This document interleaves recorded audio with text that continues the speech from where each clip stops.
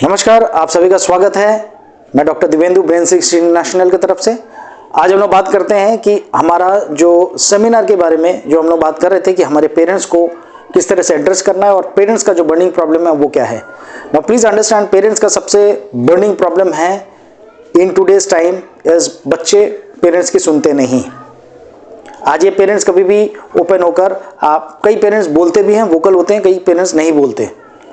सबसे पहला प्रॉब्लम है डिसिप्लिन। सेकंड प्रॉब्लम पेरेंट्स का है कि बच्चे हो सकता है पढ़ाई करते हैं बट उन बच्चों को पढ़ाई उनका ठीक से वो कर नहीं पाते, उनको ठीक से याद नहीं हो पाता। तीसरा बर्निंग प्रॉब्लम पेरेंट्स का ये है कि जहां पे बच्चे मन लगाकर पढ़ाई कर नहीं पाते। सी ये जो बर्निंग प्रॉब्लम है ये स्टूडेंट्स का है, वो तो आपने एड्रेस कर चुके हैं, बट अंडरस्टैंड कि पेरेंट्स का बर्निंग प्रॉब्लम क्या है। और हो सकता है स्टूडेंट्स का जो बर्निंग प्रॉब्लम है उसमें से कुछ प्रॉब्लम्स पेरेंट्स का भी है, और हो सकता है कि पेरेंट्स के जो बर्निंग प्रॉब्लम है वो स्टूडेंट्स के ना हो। जैसे फॉर एग्जांपल डिसिप्लिन या पेरेंट्स की बात नहीं सुनना, ये स्टूडेंट्स के लिए बर्निंग प्रॉब्लम नहीं है बट ये पेरेंट्स के लिए डेफिनेटली है। So which means discipline is a big issue. Second, maturity in understanding parents view, right. ये पेरेंट्स के लिए बर्निंग प्रॉब्लम हो सकता है बट स्टूडेंट्स के लिए नहीं है। ये स्टूडेंट्स को लगता है it is all normal. Third, ये जो मैं पॉइंट बता रहा हूं कि चीजों को पढ़ाई कर रहे हैं बच्चे लेकिन बच्चों को मेमोराइज नहीं हो रहा, ना ही पेरेंट्स भी वो चीज देख पा रहे हैं कि बच्चा पढ़ाई करता है बट चीजें उसको याद नहीं होती। तो ये दोनों के बर्निंग प्रॉब्लम्स हो सकते हैं। एंड चौथा, लेट अस अंडरस्टैंड कि पेरेंट्स पैसे काफी खर्च कर रहे हैं बट उनको जो उनके बच्चों से जो आउटपुट या एक्सपेक्टेशन है वो एक्सपेक्टेशन बच्चा फुलफिल करते हुए नहीं दिखता है।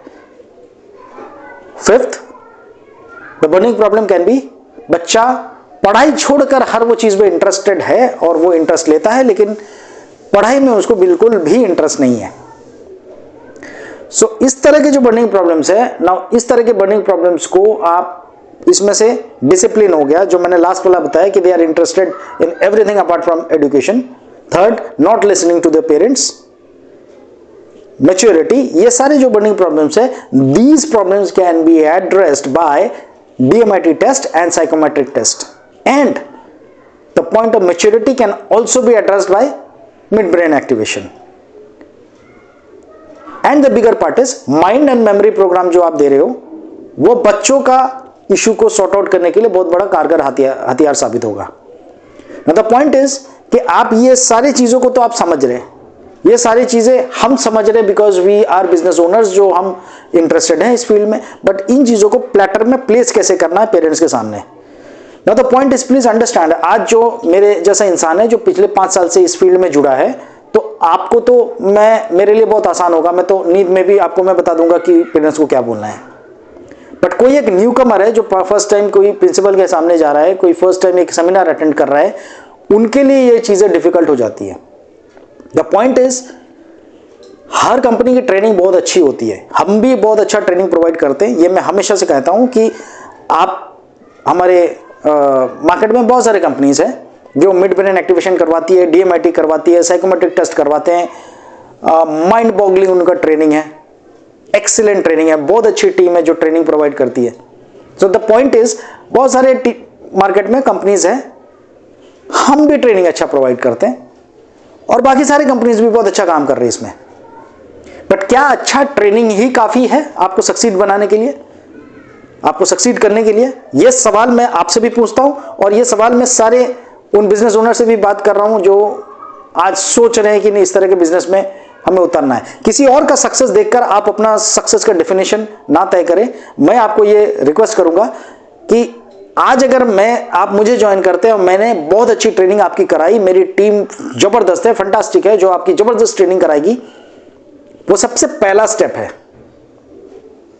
बट मुद्दे की बात यह है कि मेजॉरिटी ऑफ द कंपनीज आज के डेट में उसको आखिरी स्टेप समझती है, पहला और आखिरी, या फिर पहला स्टेप ये सोचती है कि उसको हमें कैसे सर्विस देने हैं इन टर्म्स ऑफ सॉफ्टवेयर्स, आपके मोबाइल पे लैपटॉप पे कैसे उसको अपलोड करवा के देना है, and second service is second, और the end of the lane is a very good training ले लेने के बाद अपने शहर में कैसे आप सक्सीड करोगे, उसको बहुत सारा उसमें इनपुट जरूरत होता है, जहां पे आपको आपके साथ प्रैक्टिस करने की जरूरत होती है, आपके साथ कंटिन्यूअस मॉक सेशंस की जरूरत होती है, आपके साथ हैंड्स ऑन की जरूरत होती है, जहां पे आप स्कूलों में जाते हो और स्कूल में जाने के बाद आप उसको किस तरह से प्लेस करते हैं प्रोडक्ट को, एंड अ विनिंग फॉर्मूला की जरूरत होती है।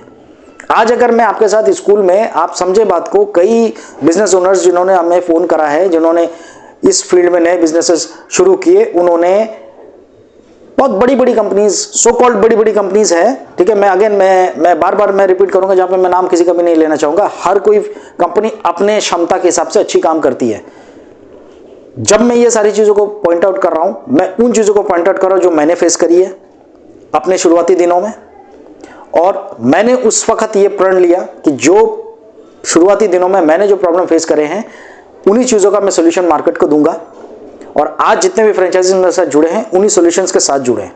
तो द पॉइंट इज, जब आप किसी स्कूल में जा रहे हैं, कोई जगह पर आपको दिक्कतें आ रही है, क्या फ्रेंचाइजी आपको रिस्पॉन्ड करता है? क्या उस वक्त आप बहुत हल्के से खर्च में, क्या सक्सेस फॉर्मूला क्या आपके हाथ लग रहा है? मेजॉरिटी केसेस में मैं आपको बताऊं, आपने बहुत मुश्किल से एक स्कूल, क्योंकि आप एक न्यू कमर है, आप बहुत मुश्किल से 1 या 2 स्कूल क्रैक करोगे। जब आप उस स्कूलों में आप खुद चीजों को मूव नहीं करने का, आपको मतलब आप नहीं कर पाओगे इनिशियल में, सो आप बड़े लोगों की हेल्प लोगे, आपके फ्रेंचाइजीज की हेल्प लोगे। अगर आपने हेल्प ली भी तो अभी आप 20-25 हज़ार रुपए खर्च करके वो हेल्प लोगे, और आपको पता नहीं कि वो एक स्कूल सक्सीड करेगा या नहीं, और वहां पे आपकी बात बनेगी या नहीं। मतलब आपके वहां पे स्कूल तो क्रैक नहीं हुआ, लेकिन आपने 25 हज़ार रुपए ऑलरेडी खर्च कर चुके हैं। अगर आपने 2 स्कूलों में अप्रोच किए, 25 हज़ार रुपए खर्च कर चुके हैं, एंड बिलीव मी, अब मैं अभी आपको I would give you a challenge to solve. Now please check कि अगर 10 स्कूलों में विजिट हुआ है, क्रैकडाउन कितने में हुआ? अगर 10 स्कूलों में सेमिनार कंडक्ट की गई, तो उस सेमिनार के बाद कितने स्कूलें हैं जहां पे सक्सेसफुली वो प्रोग्राम लॉन्च हुआ और वहां पे बच्चों ने एडमिशन लिया? देखिए, मैटर ये नहीं करता कि आप कितनी स्कूलें विजिट कर रहे हो। अभी सेल्स का रेशियो तो ये कहता है कि आप 300 विजिट करो, आपको 3 मिलेंगे। तो क्या वो 300 आपके लिए as a newcomer possible है, या कितना टाइम पे आप करोगे? आपको एक विनिंग फॉर्मूला ऐसा चाहिए जहां पे हो सकता है कि आपने 10 स्कूलों में विजिट करे, 10 स्कूलों में बच्चों का सेमिनार आपको मिला, और उस 10 स्कूल में से 7 स्कूलें आपके क्रैक हुए, जहां पे पेरेंट्स आए, सेमिनार अटेंड किए और वो एडमिशन में कन्वर्ट हुआ। You need that kind of a winning story. So if you are expecting that kind of a winning story, please call me up. मेरा नंबर डिस्क्रिप्शन में दिया हुआ है, हमारे नंबर पे फोन करें, संपर्क करें और चेक करें। और एल्स पिछले 10 सालों से, लेट मी ब्रिंग इट, बहुत ही एक इंपॉर्टेंट पॉइंट मैं आप सभी के सामने इस वक्त रखना चाहूंगा। ये प्रोडक्ट 10-12 साल पुराना है। 2010-2012 के आसपास ये विद्या हमारे इंडिया में आई, राइट? बहुत सारे कंपनीज तो आज जुड़े हैं इस फील्ड में, बट 2010-2012 से कई कंपनीज है जो काम कर रही है। सो ये लंबे समय हो जाने के बाद कई स्कूलें लोगों ने करी है, बट एक विनिंग फॉर्मूला आज मार्केट में अवेलेबल नहीं है कि आप ये करें जिसमें से आपको 70% कन्वर्जन होगा। आप जरूर वो डिमांड करें कि कन्वर्जन रेशियो क्या है। आज अगर आपने 10 स्कूल में विजिट कर रहे हैं, नंबर 1 पहला कन्वर्जन क्या है? कन्वर्जन लेवल 1 कि आज अगर आपने स्टूडेंट्स को सेमिनार करे हैं, तो स्टूडेंट सेमिनार करने के बाद कितने ऐसे स्कूल रहे हैं कि जहां पे वो कन्वर्जन्स में पेरेंट्स सेमिनार में अटेंड करे हैं? कितने स्कूल ऐसे हैं? अगर आपने 100 बच्चों को एड्रेस किया, तो 100 में से क्या 50 बच्चे या 150 बच्चों को एड्रेस किया या 200 बच्चों को एड्रेस किया, कि क्या वो 200 में से 50 पेरेंट्स आए सेमिनार में? तो इसका कन्वर्जन रेशियो क्या है? कितने स्कूलों में आपको सेमिनार मिला पेरेंट्स का?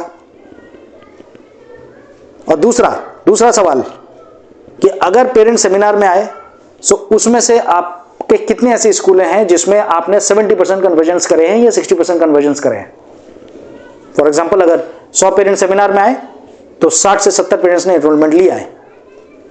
सो you will come to know, जब आप ये दोनों सवाल बड़ी बड़ी कंपनीज में जब आप पूछोगे, या जो पुरानी कंपनीज है उसमें आप पूछोगे, इसका डेटा आपको नहीं मिलेगा। और इसका डेटा मैं दूंगा आपको। हमारी कंपनी के साथ अगर आप जुड़ते हैं, ब्रेन360 इंटरनेशनल के साथ, ये सारे सवालों का जवाब देगा आपको मिलेगा। मैं कभी भी ये दावा नहीं करता कि मैं इंडिया का नंबर 1 कंपनी हूं। मैं कभी भी ये दावा नहीं करता कि मैं इंडिया का सबसे पुराना कंपनी हूं। मैं कभी भी ये दावा नहीं करता कि मैं इंडिया में सबसे ज्यादा स्कूलें मैंने करी है। और मैं कभी भी ये दावा नहीं करता कि सबसे ज्यादा स्कूलों में मैंने सेमिनार करी है। मैं ये दावा करता हूं कि जितने भी सेमिनार्स हमने करी है उसमें सबसे ज्यादा कन्वर्जन रेट हमारा है। मैं ये दावा करता हूं कि हमारे पास जो विनिंग स्ट्रैटेजी है उसमें आपने अगर बच्चों के साथ सेमिनार करा, वहां 70% कन्वर्जन्स, मतलब अगर 10 स्कूलों में आपने बच्चों के साथ मीटिंग करी, ट्रेनिंग करी, तो 70% कन्वर्जन्स, 70% बच्चे वहां पे वो स्कूल्स आपके साथ जुड़ेंगे और वो कन्वर्ट होंगे। मैं यह आपसे वादा करता हूं, हम ये दावा करते हैं कि अगर आपने पेरेंट्स का सेमिनार करा, उस सेमिनार में 60% एडमिशन रेशियो आपका होने वाला है। बिकॉज हम लोग फोकस करते हैं विनिंग फॉर्मूला पे, ना कि यूट्यूब में फ्री सेमिनार वीडियोस पे। सो हमारे साथ जुड़े और हमारे सक्सेस स्टोरी को समझें और हमारे दिए गए नंबर पे फोन करें और जरूर जानें कि हम किस तरह से आपकी मदद कर सकते हैं आपको मार्केट में विन करवाने के लिए। अगर आप नए हैं और आप स्ट्रगल कर रहे इस मिड ब्रेन बिजनेस ने, इस मिड ब्रेन जर्नी में, आइए हमारे साथ जुड़े और हमारे एसोसिएशन का पार्ट बने।